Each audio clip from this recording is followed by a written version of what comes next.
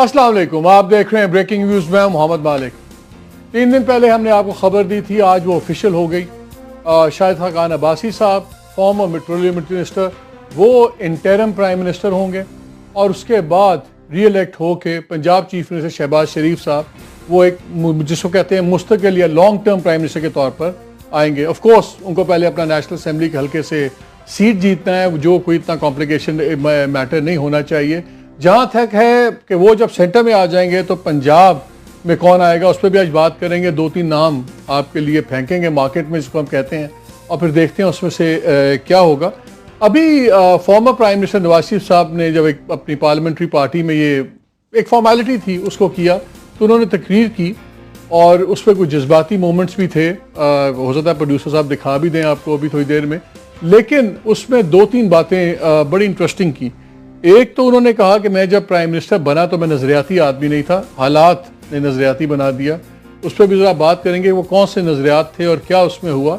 और सेकंड, उन्होंने कहा कि मुझे समझ नहीं आई कि तनख्वाह भी नहीं ली और करप्शन का चार्ज भी नहीं लगा, तो मुझे इन्होंने हटा दिया यहाँ से। इन सारी चीज़ों में बात करेंगे। मेरा पैनल हमेशा की तरह आपके बड़े पॉपुलर लोगों पे है। मुझे इस्लामाबाद स्टूडियो में ज्वाइन कर रहे हैं काशिफ अब्बासी, जो आपको पता है जरा कुछ लिहाज नहीं रखते किसी का, हमारा रखते हैं, बड़ी मेहरबानी इनकी।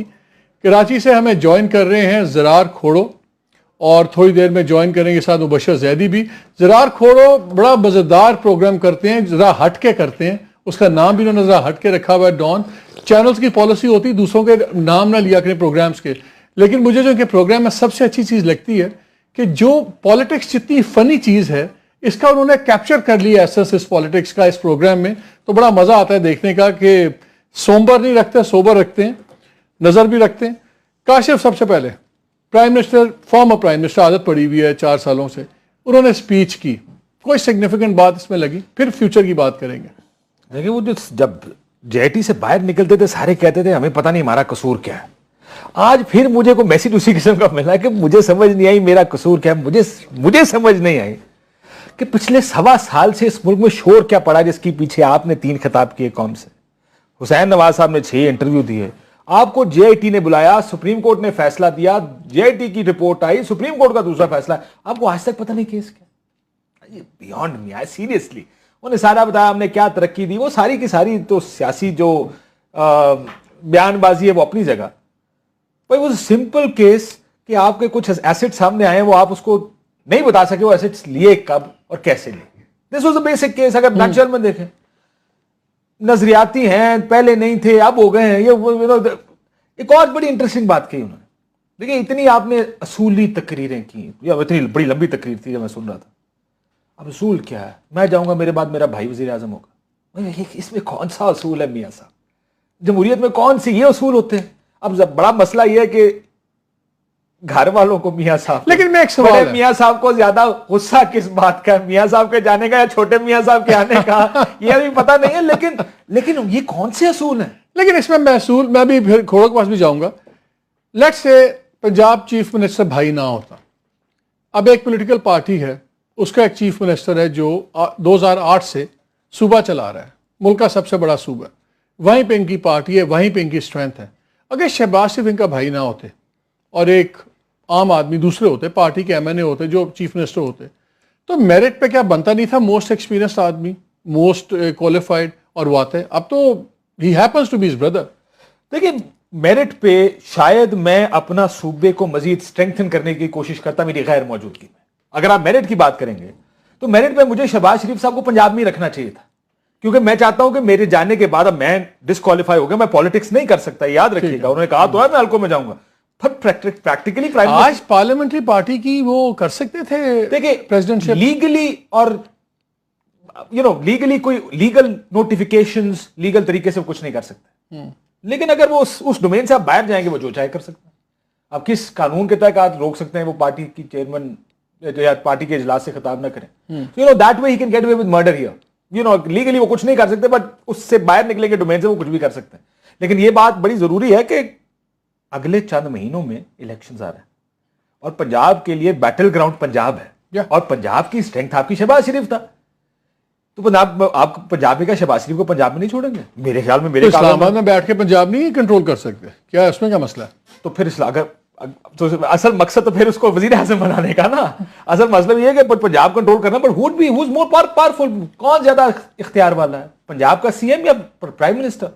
Prime minister is distracted by 20,000 other things. Punjab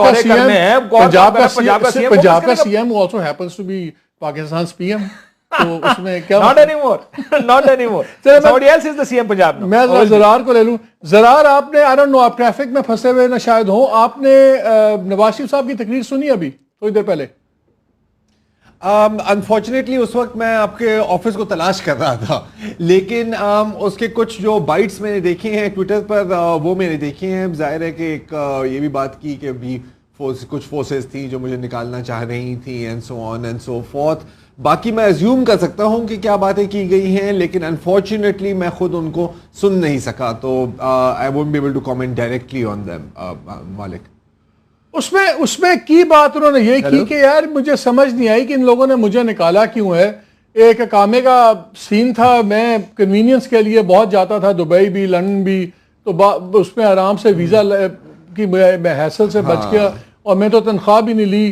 तो हाँ, अब देखिए ये जो बात कर रहे हैं ना, पॉलिटिकली ये बात कुछ हद तक बिक रही है, फ्रैंकली स्पीकिंग, बिकॉज बहुत लोगों का ये भी कहना है कि जी इतना बड़ा आपने केस चलाया, इतनी बड़ी जेआईटी रिपोर्ट सामने आई, और डिस्क्वालीफाई करने के लिए एक रिसीवेबल सैलरी मिली आपको, और वो भी जिसकी डेफिनेशन आपको ब्लैक्स लॉ डिक्शनरी में फिर ढूंढनी पड़ी कि एसेट का मतलब क्या होता है, and so on and so fourth. तो ये सवाल बहुत लोगों के जहन में है, लेकिन जो ये चीज यहां पर भूली जा रही है वो ये है कि इसका ये मतलब नहीं है कि बाकी चार्जेस से उनको बरी किया गया है। क्वाइट द ऑपोजिट, बिकॉज वो बाकी चार्जेस गए हैं to the accountability court, Avenfield properties, Azizia steel mill, Hill Metal Establishment, और जो एक्चुअल जो गंध है इस पूरे केस का वो तो वहां से ही निकलेगा। अब वी कैन आर्ग्यू कि क्या एक रिसीवेबल सैलरी जो आप कहते हैं कि आपने रिसीव नहीं की, वो आपका एसेट बन सकता है, और अगर वो एसेट बन सकता है तो क्या this is enough of a reason for disqualification? ये हम आर्ग्यू कर सकते हैं on non legal non technical grounds, because technically तो ये रोपा की वायलेशन है, और अगर ये रोपा की वायलेशन है इसका मतलब है कि आपने 2013 में अपनी डिक्लेरेशन में गलत बयानी की, चुनाचे 62-63 के तहत आप नासादिक हैं, नाअमीन है। अब वी कैन ऑल्सो डिबेट के 62-63 को अप्लाई होना भी चाहिए, इसको एग्जिस्ट भी करना चाहिए, ये भी एक डिबेट है। मेरे लिहाज में जो बहुत बड़ी बदकिस्मती है यहां पर, और ये हमारी एक नेशनल ट्रेजेडी है, कि 2010 में जब 18वीं तरमीम पर कंसल्टेशंस हो रही थी, बात हो रही थी, तो एक कंसेंसस था among many political parties, PPP में था, एएनपी में था, कि जी ये जो 62-63 की जो कंट्रोवर्शियल शिकें हैं जो ज़िया रजीम में आई थी, इनको अमेंड किया जाए। अफसोस की बात है कि उस वक्त इस बात की मुखालफत पाकिस्तान मुस्लिम लीग नून ने की। ये भी एक अफसोस की बात है कि अपनी पूरी हुकूमत के दौरान ये बात सही है, क्योंकि खुशी साहब भी बताते हैं, कहते हैं कि हमने इसको मूव किया था, लेकिन फिर मौलाना फजलुर रहमान वगैरह ने कहा कि ये नहीं, आप ना करें, और मियाँ साहब ने उस वक्त उसको फिर उस पॉलिटिकल कन्वीनियंस पे, एक्सपीडियंसी पे नहीं माना। और बड़ी आयरॉनिक बात है काशिफ, हाँ, कि ज़ियाउल हक जहाँ से पॉलिटिकल करियर लॉन्च हुआ मियाँ साहब का, उन्हीं के बनाए हुए कानून में फाइनली वो फंस गया। लेकिन मैं आपको एक बात बताऊं बड़ी इंटरेस्टिंग, मैं कल शाम से आज शाम तक बड़े लोगों को मिला हूँ, 4-5 बड़े की लोग हैं जो इनके इर्द गिर्द हैं, और मुझे एक बड़ी अलार्मिंग बात वहाँ से पता लगी। एक तो ये कि फर्स्ट फैमिली में वो अभी रियलाइजेशन नहीं है कि जो रेफरेंसेस गए हैं ये अभी तक जितना गुजर गया उससे भी ज़्यादा ख़तरनाक लम्हा मरला अब आया है। अभी तक तो पावर गई है। उनका ख्याल है कि अभी तक the worst is over. They actually think that the worst is over. हालांकि the worst is yet to come. यहाँ तो पावर गई है, वहां तो आपकी शख्सी आजादी, जेल टर्म्स हो सकती हैं, मतलब कि सीरियसली तो उनको नहीं पता इस बात का। एक जज इस पूरे केस की अगले 6 महीने मॉनिटरिंग करेगा, he'll ensure के 6 महीने में सजा, उनको एहसास नहीं इस बात का। एक और चीज मैं आपको बताऊं, नैब ने 2 दिन पहले तय कर लिया कि अपील कर रहे हैं जो देवे वाले केस के अंदर था। फिर 2 दिन डिले करवाया गया और डॉक्टर साहब की उनको अपनी फिक्र है, उनको सबसे ज़्यादा तो डॉक्टर साहब उसमें फंसते हैं। तो इस तरह हालात बदल रहे हैं। लेकिन मैं 1-2 चीज़ें आप लोगों से शेयर कर सकता हूँ कि जी हमारा क्वेश्चन आंसर फॉर्मेट तो नहीं है, हम आपस में सारे गुफ्तगू कर रहे हैं। कल की मीटिंग की 2-3 बातें बड़ी इंटरेस्टिंग हुई। वो 6-6.5 घंटे की मीटिंग थी। सो आई टॉक टू 2 पीपल जो उस मीटिंग में थे। एक तो उन्होंने निसार साहब का बड़ा मज़ेदार किस्सा सुनाया कि जब निसार साहब आए, चौधरी निसार, तो सारे वक्त में एक भी लफ्ज़ एक्सचेंज नहीं हुआ प्राइम मिनिस्टर का और उनका, हाथ तक मुसाफा भी नहीं हुआ। वो आए, बैठे, बातें सुनी और फिर चले गए। बल्कि मुशाहिदुल्लाह आए तो कहीं शायद प्राइम मिनिस्टर ने किसी को कहा कि इनके लिए सीट वीट ढूंढें, बिठाएं इनको। He was not even over it कि वो सीट पे बैठते हैं तो नहीं बैठते। तो ये हालात हैं। और ख्वाजा साद रफ़ीक साहब ने मशवरा दिया कि आप एक पूरी यात्रा निकालें यहाँ से, या ट्रेन पे चलें या आप जीटी रोड पे चलें और हम पूरा एक मुल्क में of all the people Mushahidullah साहब एडवाइज अगेंस्ट इट। उन्हें कहा नहीं, इसको हम तरीके से करें, टाइमिंग बड़ी इंपॉर्टेंट है। जनरल तिरमिज़ी वो बोले, उन्होंने कहा कि जी आप ज़रा जो अब पार्लियामेंटेरियंस हैं इनसे ज़्यादा ताल्लुक़ रखें। यहाँ तो हम आते थे और उन्होंने कहीं फ़वाद हुसैन फ़वाद पे इशारा किया, उनके पीछे बैठे हुए थे, कि जो ब्यूरोक्रेसी और जो लोग हैं जो पहले आपसे दूर रखते थे, अब मेरा ख्याल है कि अब आप, ये उनको अंदाज़ा नहीं है कि ब्यूरोक्रेसी खुद ही दूर हो जाएगी। वो और दूरी की मैं कैसे, वो शेर क्या है, रंग बदलता है आसमां कैसे कैसे। बड़ी अच्छी खातून है राहिला बीबी, जो अब ये कह लें चीफ ऑफ स्टाफ थी फर्स्ट लेडी की। वो बेचारी कल कहीं फोटोग्राफ्स उतार रही थी अपनी 1-2 कॉरिडोर में खड़े होके। अब ये इमेजिन करें, जाने का टाइम आ गया, 2 तस्वीरें छिकली। हाँ, 4 साल वहाँ रही हैं, तो वहाँ उनको गार्ड ने कहा कि आपको इजाज़त नहीं है तस्वीरें खींचने की। तो इट शोज कि हाउ थिंग्स। पीटीवी ने प्राइम इमरान खान की प्रेस कॉन्फ्रेंस कर लाइव कवर किया भाई। तो ये अभी तक ये जो तब्दीली आ नहीं रही, काशिफ तब्दीली आ गई है, यही मतलब है। अगला हमारा देखो पीटीवी क्या जरा सॉरी क्या तब्दीली आ नहीं रही, तब्दीली आ गई कसम से यार, कसम से। अब कोई छोटी बात है यार, अमेरिकन सुंडी चल रही होती थी, अब इमरान खान का आ गया है, बहुत बड़ी बात है। आपको याद होगा जब मियां साहब ने कौम से खिताब किया तो इमरान खान साहब ने कहा कि मुझे भी पीटीवी पे टाइम दो, मैंने भी खिताब करना। उन्होंने क्यों कहा, वो पीटीवी पब्लिक का अदारा है, अगर मियां साहब कर सकते मैं क्यों नहीं कर सकता। फिर उन्होंने एक प्रेस कॉन्फ्रेंस की थी जिसमें कहा गया था कि इसमें सवाल नहीं पूछे जाएंगे, खाली इमरान खान साहब कौम से खिताब करेंगे। और फिर हम सारों ने वो कवर भी की थी, आपको याद होगा, वे बैक इन अप्रैल मई की बात होगी पिछले साल। बट आज मियां साहब ने एक और चीज, ये मियां साहब का कामा कौन से साल का कुछ आपको पता? आई थिंक 2015 में एक्सपायर हुआ था, 14 में एक्सपायर हुआ, 12 में लिया था और 14 में एक्सपायर हो गया। आज मियां साहब ने एक और बात की अपनी तकरीर। उन्होंने कहा जी मैं चूंकि लंदन में था, लंदन 6 महीने से ज्यादा मैं रह नहीं सकता था, तो मुझे बाहर जाना पड़ता, तो ये कामा मुझे हेल्प करता था कि मैं पाकिस्तान तो आ नहीं सकते थे वो, कि मैं कम्यूट कर सकूं। 2007 में वो लंदन गए थे। मैं सोच रहा हूँ 2007 से 12 तक वो क्या करते हैं। नहीं, लेकिन आपको पता कामा बड़ा सीरियस केस है। एक और केस भी है उसके साथ जुड़ा हुआ, अगर आप इजाजत दें। आज जो कहानी दूसरी चल रही है, और आपको पता याद है आपको कि जब हम कोर्ट में गए थे, ये जो अमल दरामद बेंच था, और उन्होंने कहा कि जी लक्समबर्ग में और स्विस अदालतों में स्विस गवर्नमेंट को खत लिखे गए हैं, उसका जवाब का इंतजार है। और जो वॉल्यूम 10 है उसमें ये सारी म्यूचुअल लीगल असिस्टेंस है। लक्समबर्ग और स्विट्जरलैंड के आंसर्स अभी इंतजार आने बाकी हैं। तो अगर आपके पास अकामा हो, और ये थेरी सर्कल यही कर रही है इस टाइम, ये जो गर्दिश कर रही है वो ये कि जो लोग अकामा लेते हैं सिर्फ इसलिए नहीं लेते कि उनको वीज़ा मिलता, इसलिए कि जब आप उधर अकाउंट्स खोलते और पैसे लेकर जाते हैं इन मुल्कों में, लक्समबर्ग एंड स्विट्जरलैंड, तो वो आपके मुल्क को ट्रेस बैक नहीं होता, वो दुबई टैक्स फ्री जोन को ट्रेस बैक होता है। प्लेस ऑफ रेजिडेंस से कामा शो कर रहा है। So Pakistani government can't go and ask them कि आप हमें इनके खिलाफ मवाद चाहिए या इंफॉर्मेशन, कि वो कहते हैं कि ये पाकिस्तान का रेजिडेंट नहीं है, तो दुबई का रेजिडेंट है। एक और थेरी ये गर्दिश जरूर कर रही है। पर एक आखिरी चीज आज की तकरीर की, मियां साहब ने कहा कि मैंने शहबाज साहब कहाँ जाना था, हमने इफ्तिताह करने परसों जी ब्लोकी जाना था जी, वहां पे बात कहा जी अब लगता है फिर अब शहबाज साहब भी आके इफ्तिताह करेंगे। अगली 45 दिन वजीर आजम दे हिस्से इफ्तिताह और फीता भी कोई नहीं है पहन। नहीं, लेकिन अब मैं दोनों से आपसे पूछ सकता हूँ, आपके ख्याल में सबसे बड़ा चैलेंज शहबाज शरीफ के लिए क्या होगा as the new prime minister? For me party को इकट्ठा रखना, पार्टी की फॉर मी पार्टी सबसे बड़ा चैलेंज है कि अगले चंद दिनों में, हफ्तों और महीनों में पार्टी का क्या बनेगा। क्योंकि अगर तो मियां साहब को पॉलिटिक्स करने से रोक दिया जाता है, आपको याद होगा जरदारी साहब को लाहौर हाईकोर्ट के ऑर्डर के मुताबिक नहीं, अब तो लीगली तो वो नहीं कर सकते, नहीं कर सकते, ना आप कैंपेन कर सकते, ना सियासी जलसों से खिताब कर सकते, ना पार्टी चला सकते। और पार्टी और वोट बैंक सारा, मेरा ये मानना है, वोट बैंक सारा मियां नवाज शरीफ का। शहबाज शरीफ साहब के पास गवर्नेंस स्किल तो है, उनके पास वोट नहीं है। सबसे बड़ा चैलेंज है वो इस सारी चीज को इकट्ठा कैसे रखेंगे और आगे इलेक्शन में कैसे लेके जाएंगे इस party. For me that's the biggest challenge यार। जरार, क्या सबसे बड़ा चैलेंज शहबाज शरीफ के लिए क्या होगा? और ये भी बताना यार, 45 दिन जो ये शाहिद खान अब्बासी हैं, ये क्या करेंगे 45 दिन? जी जी, कुछ नहीं करेंगे सर, वो सीट को गर्म रखेंगे। बेसिकली तो उनका काम यही है ना, वार्मर है ना, तो शायद याद होगा सीट किया गया है। चौधरी निसार को चूज नहीं किया गया because he can become a power in his own right. हाँ, और आखिरकार वजीर आजम आपने शहबाज शरीफ को ही बनाना है, क्योंकि आखिरकार शादी तो बरादरी में ही करनी है ना सही।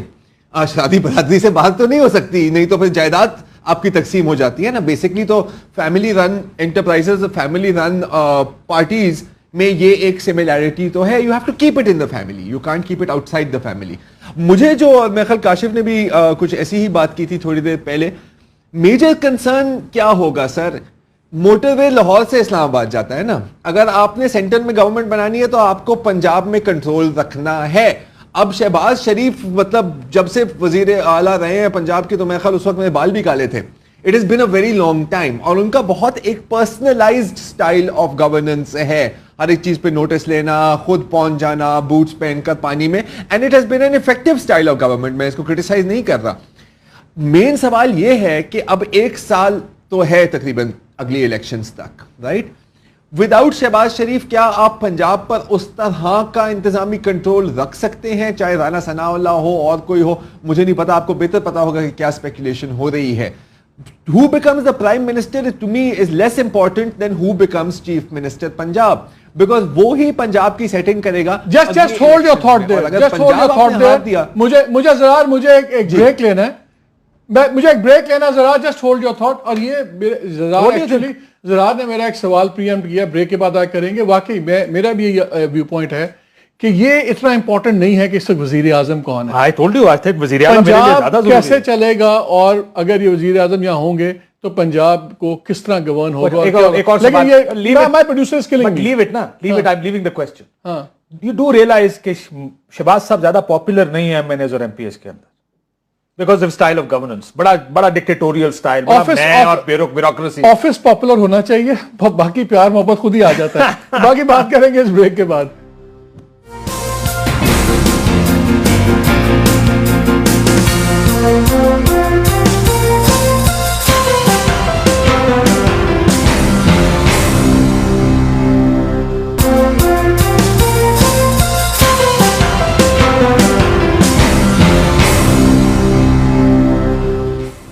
Welcome back to the programme. Break के दौरान में हमें मुबशर जैदी ने भी ज्वाइन कर लिया, जो को होस्ट हैं उसी प्रोग्राम के, जरा हट के। ये हमेशा लेट आता है आदमी, ये मेरे साथ बड़ी साल इन्होंने काम किया हुआ है, छोटे भाइयों की तरह है। ये अपनी शादी पे भी लेट हुआ था, और अभी जरा ने हमें ब्रेक में कहा कि वो आदमी है जो अपने जनाजे पे भी लेट हो जाएगा, और वहाँ भी टाइम पे नहीं पहुँचेगा। मुबशर जैदी, अब आवाज़ आ रही है? सर बिल्कुल आ रही है, और सर आप उस्ताद हैं, माफ़ी मांगता हूँ, लेकिन बारिश इतनी तेज थी और ऊपर से गर्लफ्रेंड ने कहा कि अभी मत जाओ, थोड़ा सा ठहर जाओ, तो इस वजह से मैं थोड़ी बात कर रहे हैं, भाभी भी सुन रही है, खुदा खौफ करो, नहीं तो जनाजे वाला जोक रियल हो जाएगा यार। क्या हो गया तुम्हें? Mubashar, you have spent a long time in Islamabad. ये तो बहुत बदमाश है, बहुत इस्लामाबाद में हमने टाइम गुजारा है, पॉलिटिक्स को देखा भी, अभी देख रहे हो। पहला सवाल ये है, जो 2 मिक्स सिग्नल्स आ रहे हैं, जो हॉक्स हैं पार्टी के अंदर, वो ये इंप्रेशन देना चाहते हैं, सजेस्ट कर रहे हैं कि नवाज शरीफ साहब एक पॉलिसी ऑफ डिफायंस करें और एक पब्लिक कैंपेन इस किस्म की चलाएं कि जहाँ, और वही उनके कमबैक का जरिया है। सवाल मेरा सारे पैनल से है, क्या नवाज शरीफ साहब फोर्सेबल फ्यूचर में कमबैक होगा? और दूसरा, क्या अब मुस्लिम लीग की पॉलिसी ये होनी चाहिए कि नवाज शरीफ साहब का कमबैक की पॉसिबिलिटी में पूरी एनर्जीज लगाएं, कि जो अब नई एडमिनिस्ट्रेशन बन रही है और जो नया सिलसिला बन रहा है उसको मजबूत करने में बनाएं? क्योंकि अभी तक जो हमें नज़र आया है कि पार्टी तो नवाज शरीफ साहब को नहीं बचा सकी, लेकिन क्या अभी भी नवाज शरीफ अपनी पार्टी को बचा सकते हैं कि नहीं? और ये इस पर मैं सारों से चाहता हूँ जवाब दें, starting with you Mubashir. Sir मेरे ख्याल में तो जिस तरह की उन्होंने आज स्पीच की और जो पूरी मैंने सुनी, आप लोगों ने भी सुनी होगी, मुझे लगा कि उन्होंने जब ये कहा कि अब मैं नज़रियाती तौर पर ये कर दूंगा और वो कर दूंगा, तो मुझे लगता है कि वो इस बात से तो मायूस हैं या इस बात से बिल्कुल टोटली उन्हें रूल आउट कर दिया कि वो शायद वापस आ सके प्राइम मिनिस्टर की सीट पे। ऑल्दो मेरी अटॉर्नी जनरल ऑफिस में भी बात हुई थी कि जो क्या रिव्यू फाइल कर रहे हैं, तो उन्होंने कहा जी एक पॉइंट पे हम एजिटेट करेंगे अगर हमें रिलीफ मिल गया, वो ये है कि जिस बात पे इन्हें कन्विक्ट किया गया है वो बात जो है प्रेयर में पिटिशनर ने एजिटेट ही नहीं की थी, उठाई नहीं थी। तो अब ये जजेस के ऊपर होगा कि वो उस प्ली को एक्सेप्ट करते हैं या नहीं, लेकिन रिव्यू में सुप्रीम कोर्ट में चांसेस जो हैं वो बहुत कम होते हैं। लेकिन जिस तरह की उन्होंने आज स्पीच की और बार बार ये कहा कि 70 साल से यही हो रहा है, और उसके अलावा ये भी कहा कि मैं नेबर्स के साथ अच्छे ताल्लुकात का ख्वाहिशमंद रहा, तो उन्होंने न सिर्फ इंटरनेशनल कम्युनिटी को भी थोड़ा सा पैगाम दिया, उन्होंने लोकल ऑडियंस को भी दिया। साथ ही उन्होंने कहा कि देखें जी इंटरनेशनल पब्लिकेशंस क्या लिख रही हैं, जाहिर है बाहर यही लिखा जा रहा है कि 70 साल में किसी भी पाकिस्तानी प्राइम मिनिस्टर को उसका टेन्योर पूरा नहीं करने दिया गया। तो सिंपैथी तो उन्होंने कुछ हद तक वो कार्ड खेला और कुछ लोग उनके कम से कम वोटर्स बाय करेंगे। कल हम लोगों का कॉल इन डे था और आप यकीन करेंगे कि पहले कॉलर से लेके आखिरी कॉलर को 20 कॉलर्स ने एवरीवन सेड कि जनाब ये गलत हुआ है, ये जजमेंट जो है ये मुल्क को इंस्टेबिलिटी की तरफ लेके जाएगी और ये सही नहीं हुआ। ये ज्यादा कॉलर्स किधर से थे मुबशर? ये ज्यादा कॉलर्स कहां से थे?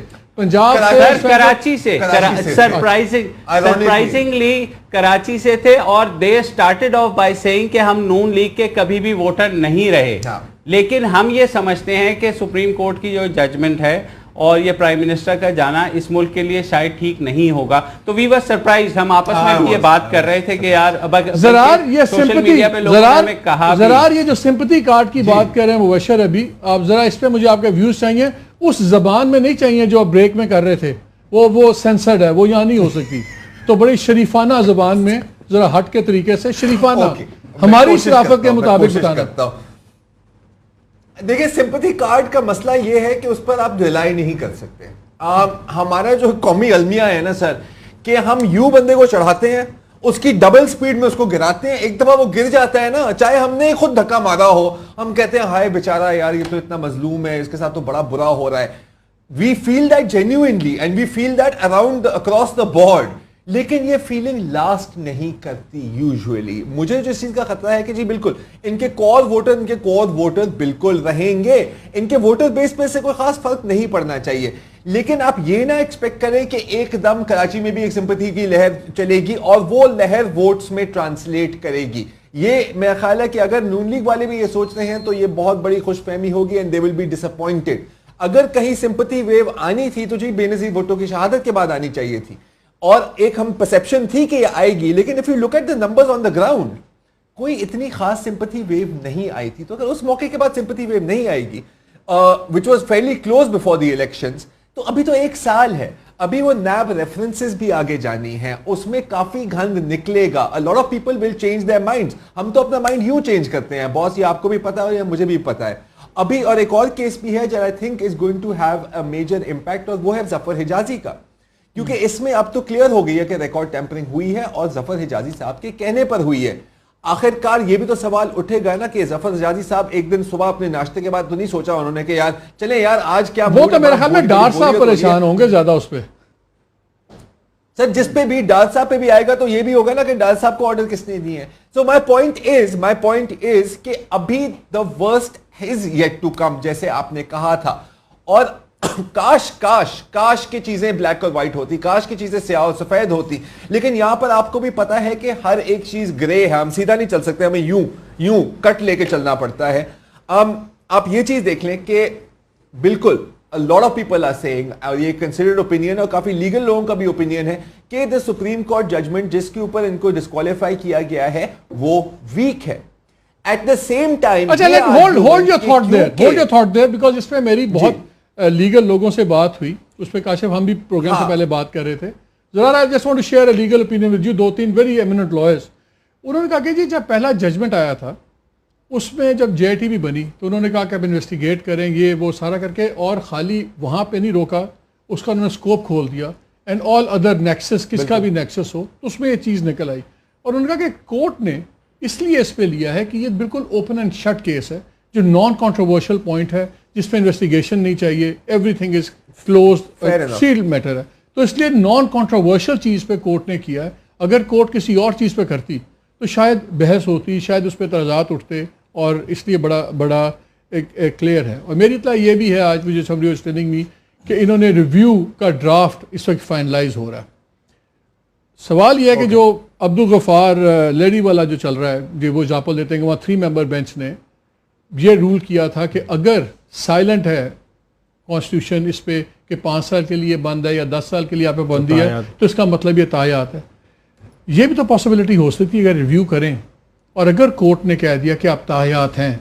अब मेरा सवाल है, तो क्या उससे इनकी बहुत ज़्यादा फ़र्क नहीं पड़ जाएगा पॉलिटिक्स पे, जब MNAs MPs को ये नज़र आ गया कि ये तो हमेशा के लिए डिबार हो गए, तो क्या वो ख़तरा नहीं है ज़्यादा पार्टी के लिए?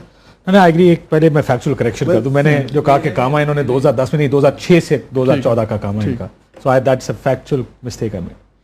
देखिए, कल SM जफर साहब ने कहा कि इनकी जो नाअहली है वो सिर्फ इस टर्म की है, because it has not been mention कि कितनी है।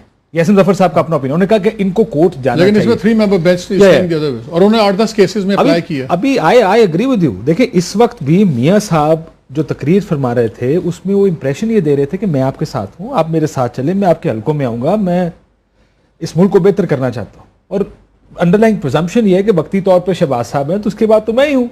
You know, whenever I come back it has to be me. अगर मियां साहब को आप तस्वीर से हटा दें तो लोग, तमीना दौलताना ने बीच में लुकमा दिया कि हम कानून बदल देंगे and we will make you come back. Problem यह है कि पाकिस्तान में जो आपका MNA और पॉलिटिशियन है ना, वो पावर सेंटर की तरफ भागता है कि ताकत किसके पास है, इख्तियार किसके हाथ में।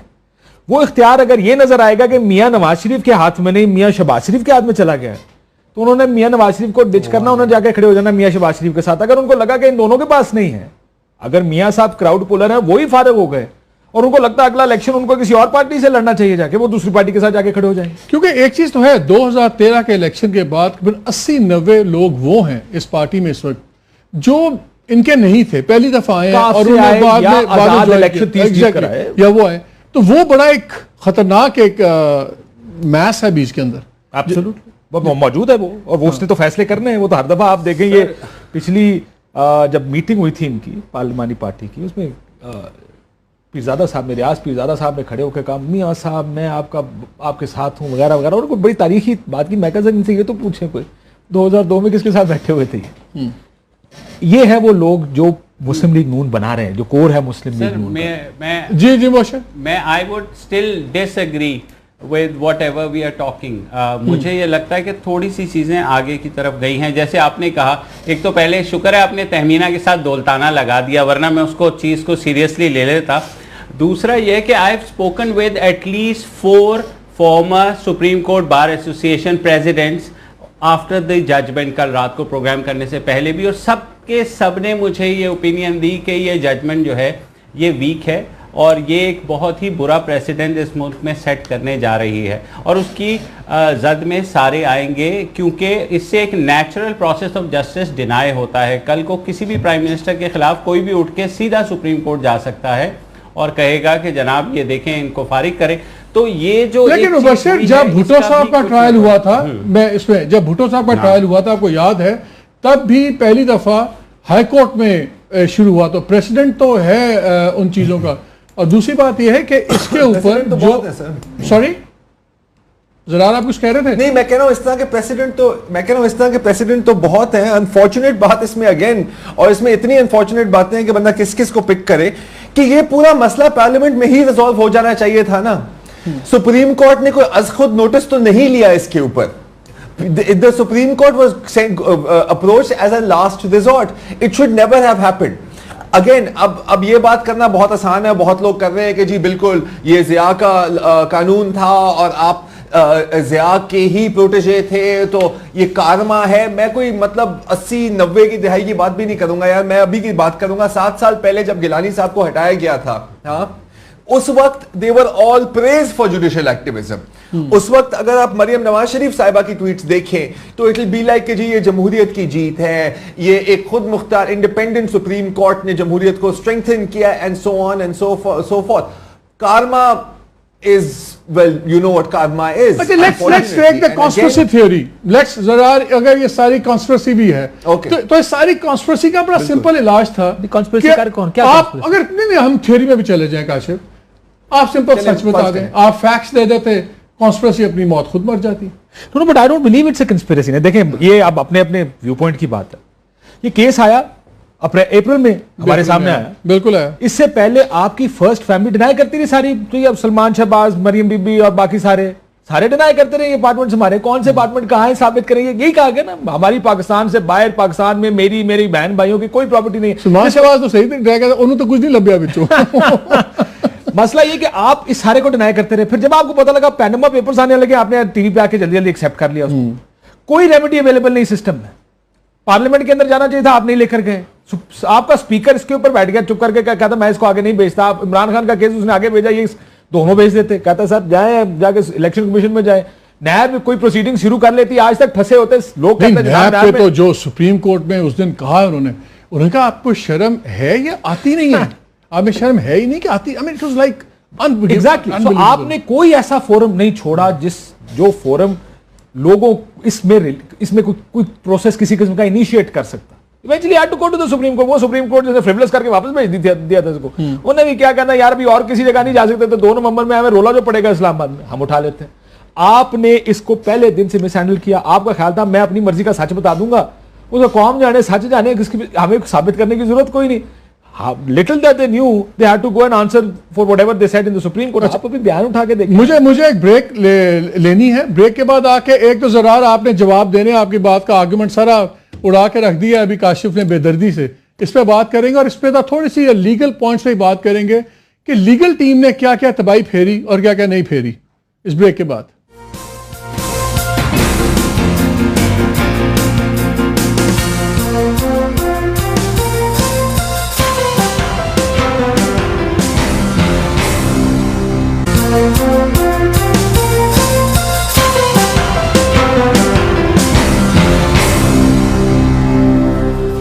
Welcome back to the programme. Kashif, break से पहले, फिर ब्रेक में भी हम इसी पे सारे बड़ी गर्मा गर्म बहस कर रहे थे। ये जो इसमें रोपा के ऊपर सारा वायलेशन भी हुई है, सब कुछ हुआ है, डू यू थिंक इसलिए भी कोर्ट इसमें ज़्यादा सीरियसली इन्वॉल्व हुई है कि ये जो कंपनी थी खाली एक कामा नहीं था, फैमिली ओन्ड थी और इसके अंदर काफ़ी लाखों डॉलर्स भी आगे पीछे मूव हुए, और वो पाउंड्स रादर, और वो जब हमने इनके मैप्स देखे थे बने हुए मनी मूवमेंट्स के, तो उसमें भी ये बड़ा एक फिगर आउट हो रहा था। ये क्या इतनी सिंपल चीज है? देखें, अगर JIT का ख्याल था कि ये rotation of money is happening through this FZE, और ये वो कंपनी है जिसने फ्लैगशिप को पैसे दिए, ये कंपनी है जिसने HME को पैसे दिए, और ये वो कंपनी है जिसने अजीजिया के लिए भी पैसे दिए। सो इनका ये ख्याल था कि ये वो कंपनी है जिसको इस्तेमाल किया जा रहा है पैसा घुमाने के लिए। और व्हेन जो बेलिंग है, जो लेयर्स है, लेयरिंग है, वो इसी तरह इसको कर रहे थे कि एक जगह से दूसरी जगह जाता था पैसा, दूसरी जगह से वापस आता था, वापस पाकिस्तान पैसा पहुंच जाता था। दिस वाज द JIT का कंक्लूजन। उनका कंक्लूजन ये था कि FZ is the company behind all of this. और ये मियां साहब जो बोर्ड ऑफ डायरेक्टर्स, बोर्ड के चेयरमैन है, उनका ये ख्याल था कि ही इज ये सारे बेनामीदार के कोर्ट को ये स्मोकिंग गन मिली जो वो इग्नोर नहीं कर सकती थी। मेरा ख्याल है कोर्ट ने बाकी चीजों के लिए उन्होंने 6 महीने का जो वक्त दिया है, कोर्ट को भी मुझे लगता है कि if I can make a political statement here, I don't no I should और नॉट। देखिए, सुप्रीम कोर्ट के सामने जो केस था वो बड़ा सीधा सीधा केस था। उनके सामने एक केस है प्राइम मिनिस्टर ऑफ पाकिस्तान की चंद अपार्टमेंट्स का। उन्होंने कहा जी जवाब दे दो। आपके सामने यार कितनी दफा जजेस ने कहा आप गैम्बल कर रहे हैं, कोई तो जवाब दें, आप हमें कुछ तो दें। एंड दीस गाइस, वो आखिरी दिन तो अजमत से ही मिनटों पे आ गए थे, खुदा का वास्ता कुछ तो बता दो। ये इनकार कर रहे थे, देते ही कुछ नहीं थे, कोई एक कागज इनकी जानिब से नहीं आया। देखे, कोर्ट को भी पता था कि कागज तो इन्होंने देने, बर्डन ऑफ प्रूफ तो इनके सर था। उनको एक स्मोकिंग गन मिली, उन्होंने कहा जी वो तो हम देख लेंगे बाद में। ये जो एवनफील्ड अपार्टमेंट्स हैं, ये तो सीधा सीधा केस है। और ज्यादा अक्सरियती जो जज हैं, जो जिनसे मेरी बात हुई है, वो दे थिंक कि ये कोर्ट कर सकती है। अच्छा, कल जो मीटिंग शुरू में आपको बता रहा था, वहाँ पे जनरल नासिर जंजुआ भी थे, रिटायर्ड एडवाइजर सिक्योरिटी। उन्होंने बात की उन्होंने बड़ा एक मशवरा दिया, बिकॉज ये सारे कॉन्सेंट्रेशन का बता रहे थे और जो इन बिटवीन लाइंस था वो ये था कि आप पढ़ जाएं और किसको? मियाँ साहब को कि आप किसको पढ़ जाएं? पिंडी की तरफ आप ज़रा और ये कर दें कि ये जुल्म हो गया, फलान हो गया। उन्होंने कहा कि इंस्टीट्यूशंस, स्टेट इंस्टीट्यूशन से कॉन्फ्लिक्ट ना लगाएं, और उससे उनका मतलब जुडिशरी भी था, उनका मतलब वो भी था।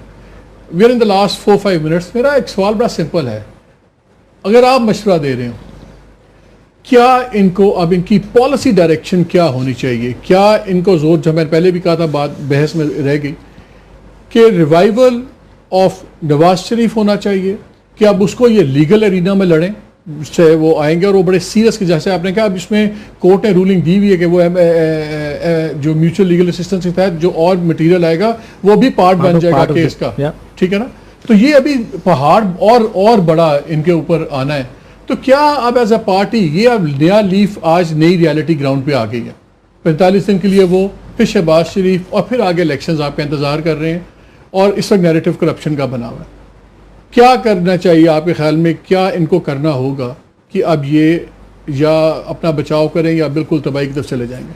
सबसे पहले जो केसेस इनके खिलाफ खुलने जा रहे हैं, मुझे लगता है ये सबसे बड़ी तलवार है जो मियां साहब 16 कंपनीज की डिटेल्स हैं उसमें। और आप अब जिस तरीके से ये अदालत ने ये फैसला दिया है, और एक मॉनिटरिंग जज होगा, वो मॉनिटर करेगा, और 6 महीने में फैसला भी आना है। और जिसका नैब अब सडनली ऑल ऑनेस्ट जाग जाएगी, जागना पड़ेगा। हाँ। क्योंकि सुप्रीम कोर्ट के जज जब बैठ के इसको मॉनिटर करेंगे तो जागना भी पड़ेगा सारों को। इदारे पीछे नहीं हट सकते इससे। मुझे लगता है एक तो पैरेलल उस केस को देखना सबसे बड़ी पहली तरजीह होनी चाहिए मियां साहब की, कि ये ना हो कि वो या उनके सियासी जानशीन इन केसों में फारग हो जाए। एक चीज वो हो गई। दूसरा, पार्टी को इंटैक्ट रखना और इकट्ठे रखना दूसरा बड़ा चैलेंज है इनके लिए, कि अभी तो शुरू में अभी तो हनीमून पीरियड चल रहा ना, मियां साहब हट गए, मियां साहब ने आज खिताब कर दिया, लेकिन लोगों को अगले चंद दिनों में ये पता चलेगा पावर सेंटर्स किधर बन रहे हैं, नए पावर सेंटर्स कौन से हैं, मियां साहब वापस आएंगे, मियां साहब वापस नहीं आएंगे। ज़ाहिर है रिव्यू में जा रहे हैं। अगर रिव्यू में वो कहते हैं 10 साल के लिए आप ना आए ना, तो इसका मतलब अगले 2 इलेक्शन तो गए मियां साहब के। सो मियां साहब doesn't remain the power centre and is not getting any younger. अगले 10 साल में ही विल बी 70+। आई तो बिलीव कि यंग ब्लड को वैसे भी आगे आना चाहिए। बहुत हो गई, अब घर बैठे, put up your feet and you should rest. But in case if that happens again, ये नुकसान लॉन्ग टर्म आपकी फैमिली का नुकसान है। मुझे लगता है कि पावर सेंटर्स भी शिफ्ट कर रहे हैं, लोगों की लॉयल्टीज उसके साथ शिफ्ट करेंगी। पार्टी के अंदर शिफ्ट ना की तो पार्टी के बाहर शिफ्ट करेंगे। सो पार्टी को इंटैक्ट रखना, वोट बैंक देखें। दूसरा, आप वोट बैंक की बात करें तो वोट बैंक में भी 2-3 चीजें। एक तो आपका अपना वोट बैंक है, लेकिन जो सारा एंटी PMLN वोट बैंक है, this is all out there for grabs by whoever it grabs it first. It can be Imran Khan, it can be Peoples Party, whoever it is. हल्कों के ऊपर डिपेंड करता है किधर जाएगा। जो यंग वोटर, नया वोटर आया, वो भी करोड़ों के हिसाब से। सो ये बहुत बड़ा वोट बैंक है, जिसमें से आपने लोगों को यह भी कन्विंस करना है कि मैंने चोरी नहीं की है। मेरे पास ये सिर्फ ये नारे मारने से और सियासी विक्टिम बनने से आपका काम, मेरा नहीं ख्याल से काम बनेगा। वो जो बड़ा चंक है वोटर का, जो इंडिपेंडेंट न्यूट्रल वोटर है, उसको आपको कन्विंस भी करना पड़ेगा। सरार, मुबशिर, आपसे आप दोनों का बड़ा इंटरेस्टिंग एंगल है, खासतौर मुबशिर द्वारा ये स्टेक के ऊपर के जो सर, मेरे ख्याल में जो है ना, हम भूल जाते हैं कि ये सियासत है और हम बिल्कुल ब्लैक एंड वाइट में चले जाते हैं। और ये अब 6 महीने बाद क्या होगा वो एक अलग बात है। वो देंगे नहीं देंगे, कन्विक्शन होगी नहीं होगी, that is besides the point. अभी जो सारी सिचुएशन है, देखें, शहबाज शरीफ आएंगे तो क्या होगा। नवाज शरीफ ने जो अगर सो कॉल्ड अगर एंटी एस्टेब्लिशमेंट कोई बयान दिया भी है, तो आपको पता है शहबाज शरीफ प्लस चौधरी निसार वो उनको पुचकारेंगे कि नहीं जान दें, ये तो अब है भी नहीं, तो आप इनको छोड़ दें, ये तो प्राइम मिनिस्टर भी नहीं है, बोलने दें। ऐसा होगा, ठीक है। लेकिन आपने भुट्टो की जजमेंट की बात की, तो मैं वैसे एक बात कह रहा हूं कि वो भी आज तक जुडिशियल मर्डर के नाम से जानी जाती है। तो उस चीज को आपने देखा बार बार, लेकिन वो कंपैरिजन ड्रॉ करना बड़ा अनफेयर है। जहां पे पहले सुप्रीम कोर्ट में चला, 1.5 साल चलता रहा, फिर GIT आई, फिर GIT के बाद फिर तीनों जजेस बैठ के बार बार आपको दुनिया की अपॉर्चुनिटीज दी। अब हमने वो 10 थब्बे पड़े हैं पूरे, इतने बड़े ढेर, 4,000 सफ़ा। You had all the opportunities. मतलब कि I don't think it's comparative. एक पॉलिटिकल मर्डर पे केस चल रहा था, ये क्रिमिनल फाइनेंशियल करप्शन का जिसपे रिकॉर्ड्स आर देयर। तो ये कंपैरिजन कुछ अनफेयर नहीं है। नहीं तो आप फिर तो हम एक चीज डिसाइड कर लेंगे ना 6 महीने बाद, अच्छा ये हो जाएगा, ठीक है। I don't think so, it's so simple. ये विद इन 6 मंथ्स क्या होता है ये भी इंपॉर्टेंट होगा। ट्रायल के लिए तो जाएंगे और जाना चाहिए, आई फुली सपोर्ट के किसी को भी इन बिटवीन अगर इमरान खान और जहांगीर तरीन नाअहल हो जाते हैं, मुझे बताएं, तो आपके ख्याल में पीटीआई उसको इजीली लेगी? पीटीआई भी फिर विक्टिम कार्ड जहांगीर तरीन का तो जहांगीर तरीन का मुझे नहीं समझ आती वो कैसे बचेंगे, क्योंकि उन्होंने जो अपने लोन्स राइट ऑफ करवाए हुए हैं उसमें बड़ा क्लियर लॉ है कि अगर आपने 20 लाख से ज्यादा लोन आप हो ही नहीं सकते। तो वो लेकिन उस पर इसलिए कोई नहीं कर रहा, अभी तक बात नहीं हो रही, क्योंकि दोनों तरफ से एमएनए एमपीएस इन्वॉल्व है, तो कोई उस मसले को हर कोई मिट्टी पे डाल के बैठा हुआ है, वो तो निकल आनी है बात, और कोई स्मोकिंग गन नहीं गई, उसी में चले जाएंगे। लेकिन जरा माय क्वेश्चन, तो आज की नॉमिनेशन के बाद और जो अब लीगल जहां सिचुएशन खड़ी हुई, क्या हम पोस्ट नवाज एरा शुरू हो गया है, चाहे पीएमएलएन जो मर्जी जी, not immediately. I think short term में मियां मोहम्मद नवाज शरीफ को राइट ऑफ करना बहुत ही फुलिश बात होगी। However, having said that, I agree with Kashif here कि सियासत ना बड़ी जालिम गेम होती है यार। जैसे ही लोग देखते हैं ना कि पावर सेंटर शिफ्ट हो गया है, वो उसके साथ चले जाते हैं। This is true, we have seen this 100 times। अब पावर सेंटर तो शिफ्ट होना था, तो नवाज शरीफ साहब के पास दो चॉइसेस थी। हाँ, अब एक तो बड़ा आसानी से हम कह सकते हैं, और ये काफी एक भोली बात होगी कि जी बिल्कुल party should not be family run enterprises. हमारे यहाँ ऐसा ही चलता है, स्लोली वो चीज चेंज होती जा रही है, लेकिन अभी उसमें टाइम लगेगा। पाकिस्तान मुस्लिम लीग नवाज पार्टी का नाम है, राइट? मतलब his name is part of the party name. तो आप सोच सकते हैं कि कितनी डीप रूट्स हैं। अब ऑप्शन ये था, और इससे आपको, और ये चीज आपके सामने इस तरह आती है कि शहबाज शरीफ को प्राइम मिनिस्टर बनाने की प्लान बनाया है ना। मैं स्टेपनी प्राइम मिनिस्टर की बात नहीं कर रहा, मैं मुस्तकिल प्राइम मिनिस्टर की बात कर रहा हूं। स्टेपनी के तौर पे तो खाकान अब्बासी साहब आ देखिए, वो रेसानी साहब ने कहा था डिग्री होती है, असली हो जाली हो, वज़ीर आज़म होता है, स्टेपनी क्या होता है? ठीक है। माय पॉइंट इज, मैं वैसे अपनी बात मुकम्मल कर देता हूं मुख्तसरन।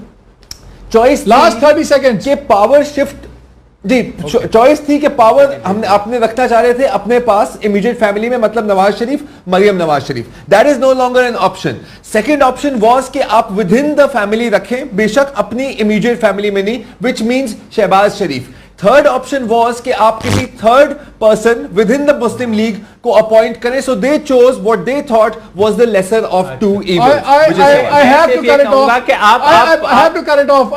Thank you guys. Sir, people सिर्फ 5 सेकंड। जी, एंटी एस्टैब्लिशमेंट का नारा इसलिए नहीं मारेंगे कि जहां इन्होंने कहा ना एस्टैब्लिशमेंट हमारे खिलाफ है, वो लोग जो एस्टैब्लिशमेंट की वजह से घूमते हैं ना, वो भी मुश्किल में पड़ जाते हैं, इसलिए ये काम भी बड़ा मुश्किल। बहुत शुक्रिया नाज़रीन, सारे एग्री करते हैं यहाँ भी और पिछले दिनों में भी कि जो क्वालिटी ऑफ एडवाइस चाहे लीगल हो चाहे पॉलिटिकल, बड़ी हॉकिश, और उसने काफ़ी ज़्यादा नुकसान पहुँचाया फॉर्मर प्राइम मिनिस्टर को।